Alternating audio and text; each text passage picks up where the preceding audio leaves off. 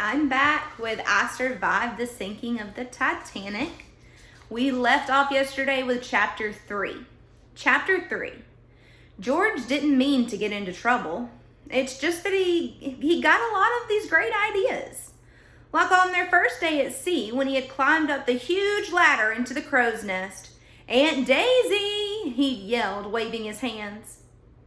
She had looked up and she'd almost fainted. And yesterday, George had explored the entire ship. Aunt Daisy kept warning him that he'd get lost. She said the ship was like a maze. But George could always find his way, even in the huge forest that stretched out behind their farm. Mommy used to say that George had a map of the world behind his eyes. He saw the engine room and the boiler rooms and wound up on the third-class recreation deck. He was watching some boys play marbles when he noticed that he wasn't alone. A boy was staring up at him with huge eyes the color of amber glass. "See?" the boy said. "See?" And he held out a postcard of the Statue of Liberty. He looked so proud, like he'd carved that big lady himself. George felt like he had to show something in return, so he took out his good luck charm, the Bowie knife Papa had given him for his 9th birthday. He let the little boy run his fingers across the handle, which was carved from an elk's antler. "Enzo," the little boy said, puffing out his chest and pointing to himself. "George," said George. "Giorgio," the little boy cried with a smile. A man sitting near them laughed. He was reading an Italian-English dictionary and had the same huge eyes as the boy. George guessed right that he was Enzo's father. "Marco," he said, shaking George's hand, "you are our first American friend." Marco must have been studying that dictionary pretty hard because George understood everything he said. George learned that Enzo was 4 years old. He lost his mama too. He and Marco came from a little town in Italy, and now they were moving to New York City. George told Marco about their farm and their trip and explained that any decent person living in New York had to be a Giants fan. For some reason, Marco thought that was funny. When it was time for George to leave, Enzo got upset, very upset. "Giorgio!" he hollered loud enough for the entire ship to hear. People stared and put their hands over their ears. Marco promised that they'd see George again, but Enzo wouldn't quit howling. George had never heard anything so loud. By the time Enzo let go of George's leg and George ran back up to the suite, Aunt Daisy was practically howling too. "I thought you fell overboard," she cried. But even then, she wasn't really mad. She didn't get really mad until last night. How that lady screamed when George came sliding down the banister like he really was a giant squid. George didn't mind getting yelled at. He was used to it. Not a day at school went by without Mr. Landers shouting, "George, sit down." And Papa, well, he always seemed to be mad at George. But not Aunt Daisy. And being on this trip was supposed to make her happy. Happy for the first time since her husband died last year. It had been Uncle Cliff's dream to be on the maiden voyage of the Titanic. He'd struck it rich selling automobiles and had plenty of money to pay for one of the biggest suites on the ship. When Uncle Cliff had his accident, George was sure Aunt Daisy would cancel the trip. Instead, she'd invited George and Phoebe to go with her. And to George's shock, Papa said they could. "Your aunt's going on this trip to find a little peace," he said to George. "I expect you to be a perfect gentleman." And if he wasn't, George knew he'd be shipped off to that army school for sure. Papa had been talking about that place ever since George had brought the 2-foot rat snake to school to show Mr. Landers because they were studying reptiles. George had been perfect the whole time in England. He'd let Aunt Daisy drag him to a fancy clothes store for a new pair of boots. He even learned to drink tea without spitting it back into the cup. But, well, the Titanic, the ship gave him so many great ideas. But now he'd really be perfect. No more ideas for the rest of the voyage. Chapter 4. Phoebe wasn't taking any chances with George. "I'm not letting you out of my sight," she announced after they'd finished breakfast. "I'm your guardian angel." "I didn't know angels wore spectacles," he said, tugging on Phoebe's curls. "The smart ones do," Phoebe said, grabbing George's arm. She offered him a lemon drop from the little silver dish she'd been carrying around since London. George made a face. He hated those old lady candies. George wanted to go find Marco and Enzo and hear more about Italy. He wanted to ride the elevators up and down. Hardly any other ship in the world had elevators.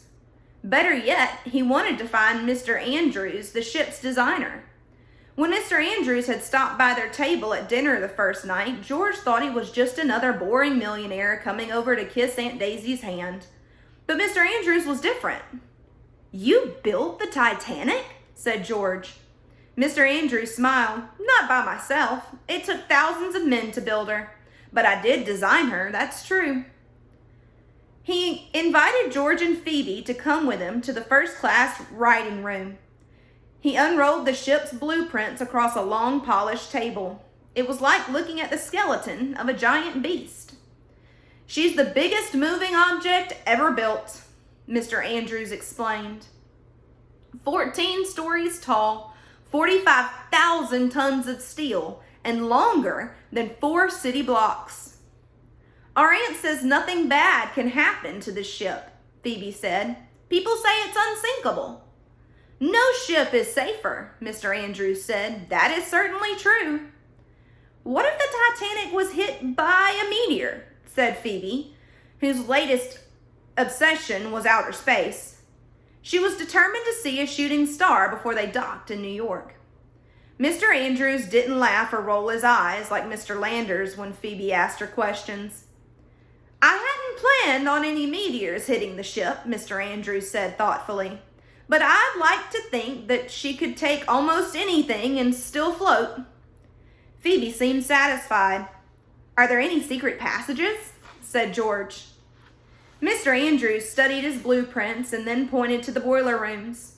"There are escape ladders," he said. "They run up the starboard side of the ship, up 2 decks, through the stokers' quarters, and into their dining hall. I hear the crew likes using them instead of the stairs." George could have stayed there all night. He asked a million questions, and Mr. Andrews answered every single one. "I was like you when I was a boy," Mr. Andrews said just before Aunt Daisy came to haul George off to bed. "One day I predict you'll build a ship of your own." George knew that would never happen. He could barely get through a day at school, but he liked that Mr. Andrews said it, and he sure wanted to find those secret ladders. But Phoebe had different ideas. First, she dragged George to the first-class library so she could check out a book on Halley's Comet. Then she took him on a walk on the boat deck. He felt like a dog. "Strange," Phoebe said, looking out the lifeboats that hung just off the deck. "There are only 16 lifeboats. That's not nearly enough for everyone." "The ship's unsinkable," George said. "So do we really need lifeboats at all?" Phoebe stared at the boats and shrugged. "I guess you're right," she said. And then she announced that it was time to see how many ladies were wearing hats with blue feathers. George groaned. This would be the most boring day of his life. But at least nobody was yelling at him. Chapter 5. At dinner that night, Aunt Daisy raised her glass. "To George, no trouble for one entire day." They clinked their glasses together just as an old man stopped by their table. "Miss Key," the man said to Aunt Daisy, "I've been meaning to say hello." "Mr. Steed," Aunt Daisy said, "what a pleasure. This is George, my nephew, and Phoebe, my niece." Mr. Steed nodded hello. "So," Aunt Daisy said, "what brings you onto the magnificent ship?" "Oh, I couldn't miss it," he said. "I think all of society is on this ship. I hear there's even an Egyptian princess on board." "Really?" Aunt Daisy said. "I haven't met her." "Well, none of us have. She's traveling in the first-class baggage room." "Excuse me?" Aunt Daisy said.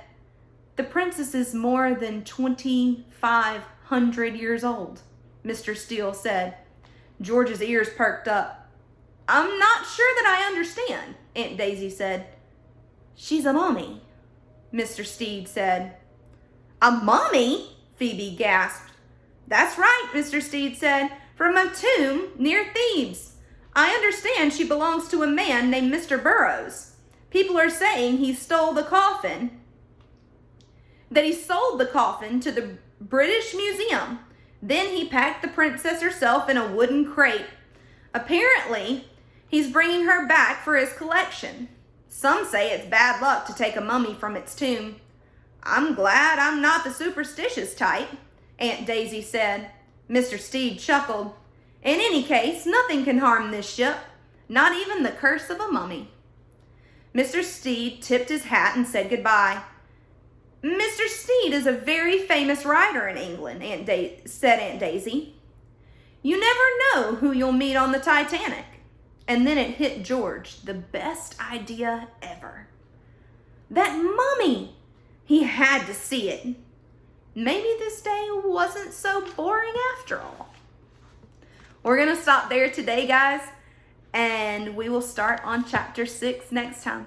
Have a good day.